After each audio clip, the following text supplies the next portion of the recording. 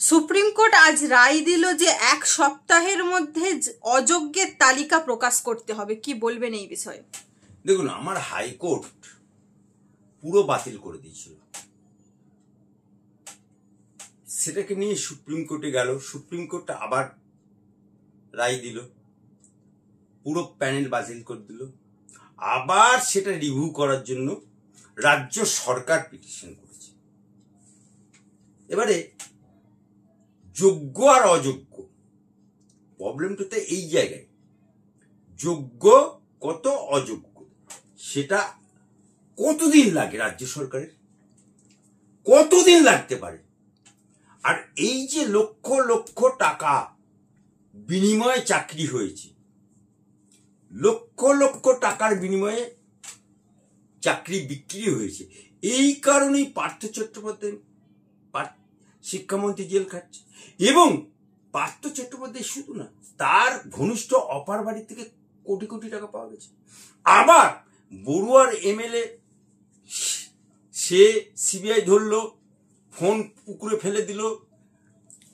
দ্বিতীয়বার ইডি গেল, পাঁচির টুপকে পালালো, কাদায় ধপাস হলো, সেখানেও ফোন নালায় ফোন।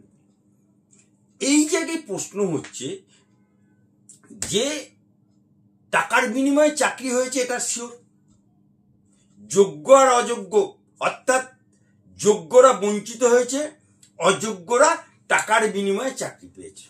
এখন প্রশ্ন হচ্ছে যে এতদিন পর্যন্ত রাজ্য সরকার ঠিক করতে পারলো না কেন?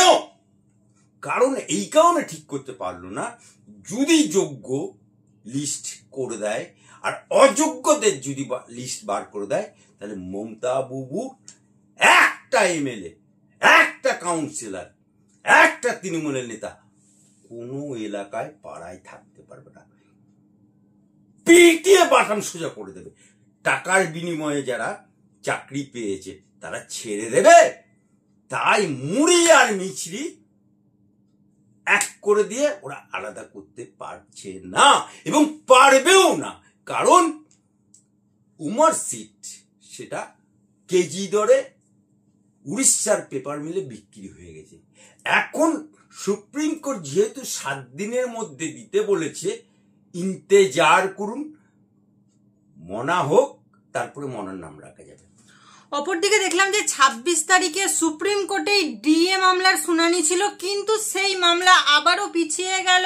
বারবার এই যে বিচার ব্যবস্থার দুর্বলতা নিয়ে প্রশ্ন উঠছে, কি বলবেন? দেখুন, বিচার ব্যবস্থার দুর্বলতা না, বিচার ব্যবস্থাকে ডিলে করার জন্য এই রাজ্য সরকার কোটি কোটি টাকা খরচা করে, এই রাজ্য সরকার কি বলেছিল, মমতা আপা, মমতা খালা, याद करो ममता बनर्जी, याद करो ममता खाला, ममता আপা, মমতা বুবু। বামপন সরকার দিয়ে দেবো না একবারও বলেনি, দিয়ে দেয়া হবে না একবারের জন্য বলেনি। বামপন সরকার বলেছিল দিয়ে দেয়া হবে, কিন্তু সেটা বকেয়া ডিএটা কিস্তি মারফত দেওয়া হবে। কিন্তু মমতা সরকার আসার পরে ডিএকে একদম হুটাউট করে দিল, বললো এটা উপরেও কোন দিতেও পারি, নাও দিতে পারি, মাস মাইনে দিচ্ছি, এই কত না। সেই কারণেই মামলা আজকে ডিএর মামলা আজকে হচ্ছে। সরকারি কর্মচারীরা তাদের হকের পাওনা মামলা করে হচ্ছে। কিন্তু মমতা ব্যানার্জি এই যে ডিএ দিচ্ছে না, এই ডিএ আমার আদালতে বারবার শুনানি হচ্ছে, মামান্য হাইকোর্ট অর্ডার দিয়েছে, তথাপি তারিখ পর তারিখ পড়ে যাচ্ছে। কিন্তু এই ডিএ মামলাকারীরা, এই সরকারি কর্মচারীরা ছড়ে গানি, কারণ মমতা বাবুর সরকার চিরকাল থাকবে না। বামফ্রন্ট 30 বছর, 35 বছর, 34 বছর পর বিদায় নিয়েছে, তার আগে কংগ্রেস 30 বছর রাজত্ব করছে, বিদায় নিয়েছে। মমতার ঘন্টা বেজে গেছে, কিন্তু বাঁশ কোথা না ঝাড়ে, সব ওর বউগুলো পুলিশের পেছনে দিয়ে দিল। ডিএ সরকারি কর্মচারীদের একটি বড় অংশ মমতা বন্দ্যোপাধ্যায়ের উপরে তীব্র হয়ে আছেন। অনেকে মনে করছে যে সুপ্রিম কোর্ট রায় দেখ না কেন, মমতার রাজত্বে মানে যদি ডিএ পাওয়া একটা সোনার পাথরের বাটি তারা মনে করছেন, এইভাবে তারা বলছেন, কি বলবেন? সোনার পাথরের বাটি না, আলাউদ্দিনের আশ্চর্য প্রদীপ পাওয়া হবে। সোনার পাথর বাটিতে সেটা অনেক ছোট কথা। বড় কথা হচ্ছে চিচিং ফাঁক আলাউদ্দিনের আশ্চর্য প্রদীপ ঘষে দিলেই একেবারে দৈত্য চলে আসবে।